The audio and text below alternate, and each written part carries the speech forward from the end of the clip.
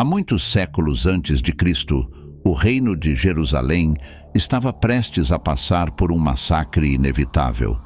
Havia uma paz frágil sobre o reino de Judá quando as notícias chegaram aos ouvidos do grande rei. Senaqueribe, o impiedoso rei da Assíria, marchava com seu exército imparável em direção à grande batalha. A noite caiu e uma escuridão sobrenatural envolveu os arredores.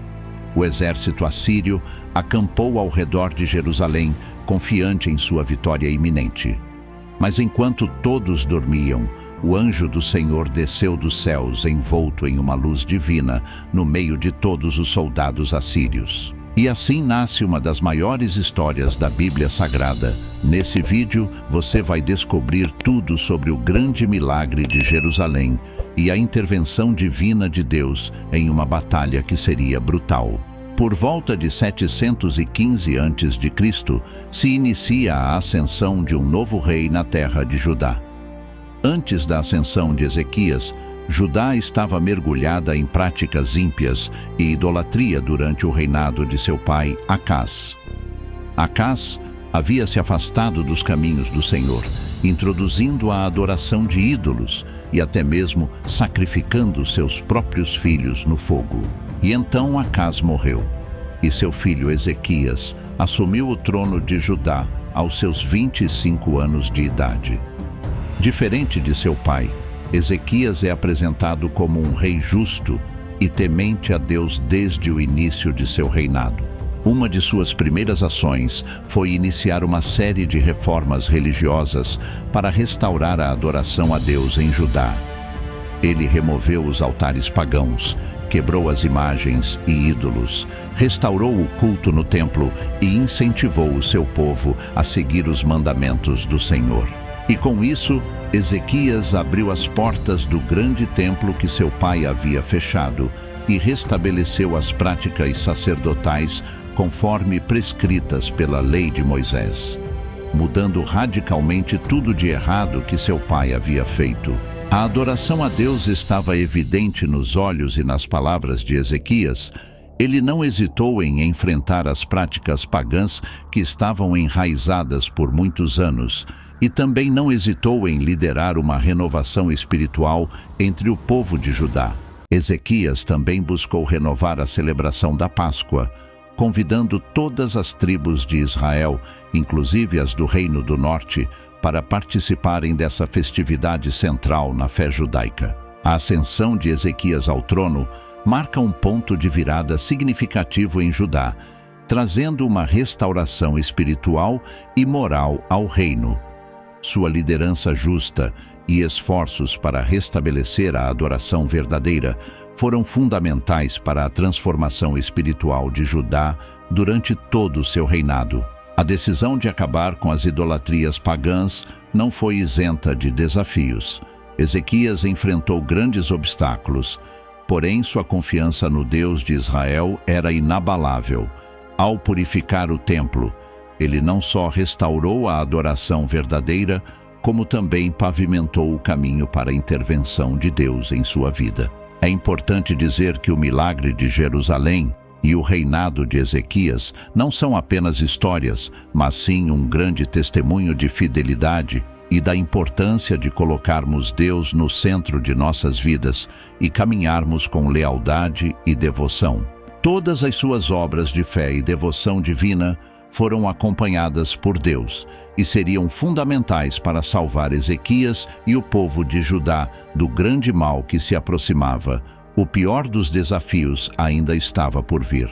Em um momento de dificuldade, havia uma paz frágil sobre o reino de Judá, quando as notícias sobre Senaqueribe chegaram aos ouvidos do rei Ezequias. Senaqueribe era um rei assírio, conhecido por sua crueldade e por conquistar diversas nações, incluindo várias cidades de Judá. Em seguida sitiou a capital, Jerusalém. Antes do grande cerco, os emissários de Senaqueribe, Rabsaque e outros, chegaram à cidade e, em hebraico, dirigiram-se ao povo na parede, fazendo uma oferta para que se rendessem sem lutar. Eles tentaram minar a confiança do povo, questionando a confiança em Deus e sugerindo que a aliança com Deus não seria suficiente para resistir ao poderio assírio.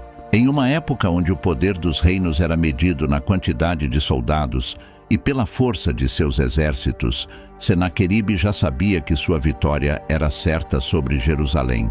Ao ouvir as palavras ameaçadoras de Rabsaque, Ezequias rasgou suas vestes, vestiu-se de pano de saco e foi ao templo para buscar a orientação do Senhor. Ele enviou mensageiros ao profeta Isaías para pedir conselhos e orientação divina, assim como está em 2 Reis, capítulo 19, versículos 1 e 2. Ao ouvir o relato, o rei Ezequias rasgou as suas vestes, pôs roupas de luto e entrou no templo do Senhor.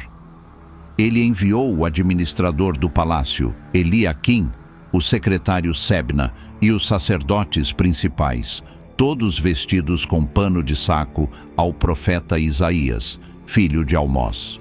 O grande profeta Isaías é muitas vezes chamado de príncipe dos profetas, devido à sua influência e à amplitude de suas profecias e de sua conexão com Deus. E assim como está em 2 Reis, capítulo 19, versículos 5 a 7, quando os oficiais do rei Ezequias chegaram a Isaías, este lhes disse: digam a seu senhor que assim diz o Senhor. Não tenha medo das palavras que você ouviu, das blasfêmias que os servos do rei da Assíria lançaram contra mim. Ouça, eu o farei tomar a decisão de retornar ao seu próprio país quando ele ouvir certa notícia, e lá o farei morrer à espada. Assim então Isaías profetizou e assegurou a Ezequias que Deus interviria em favor de Judá. Ele profetizou que o rei assírio Senaqueribe não entraria em Jerusalém e que Deus protegeria a cidade por amor ao seu nome, ressaltando todas as obras de fé e devoção que Ezequias havia feito em Judá. Pela sua confiança e prioridade para com Deus, o milagre de Jerusalém iria acontecer como profetizou Isaías e aumentaria ainda mais seu legado e seu testemunho. Todo o cerco já estava armado, 185 mil soldados em volta de Jerusalém, preparados para a invasão no dia seguinte. Quando, durante a noite, enquanto os soldados dormiam, um anjo celestial, enviado pelo Senhor, desceu dos céus, envolto por uma grande luz, e acabou com todos os soldados assírios em um piscar de olhos. A morte de 185 mil soldados pelo anjo de Deus se tornou o grande milagre de Jerusalém. O que parecia impossível aos olhos humanos, Deus tornou possível com sua divindade. E assim, ao amanhecer, o lugar estava repleto de cadáveres. O rei Senaqueribe, completamente desolado, desmontou seu acampamento e foi embora. Voltou para Nínive e lá ficou. Mas esse não é o fim. Certo dia, quando ele estava adorando no templo de seu deus Nisroque, seus filhos Adrameleque e Sarezer mataram-no à espada e fugiram para a terra de Arate, como está em 2 Reis, capítulo 19, versículos 36 e 37. E assim se cumpriu a profecia de Isaías. Não tenha medo das palavras que você ouviu, das blasfêmias que os servos do rei da Assíria lançaram contra mim. Ouça, eu o farei tomar a decisão de retornar ao seu próprio país, quando ele ouvir certa notícia. E lá o farei morrer à espada. E ainda não era o fim. Logo após o milagre de Jerusalém, Ezequias ficou doente e recebeu a visita do profeta Isaías. Isaías anunciou que Ezequias não se recuperaria e que morreria em breve. Diante dessa notícia, Ezequias voltou-se para o Senhor em oração. Ezequias orou fervorosamente ao Senhor, lembrando a Deus de sua lealdade e de como ele havia buscado viver de maneira justa e íntegra. Ele chorou amargamente e implorou a Deus que reconsiderasse a sentença de morte pronunciada por meio de Isaías. E assim, Deus age mais uma vez. Antes mesmo que Isaías tivesse deixado o pátio do palácio, o Senhor falou novamente com ele e instruiu-o a voltar e dizer a Ezequias que Deus tinha ouvido suas orações. Deus prometeu a Ezequias mais 15 anos de vida e que protegeria Jerusalém da ameaça assíria durante esse tempo.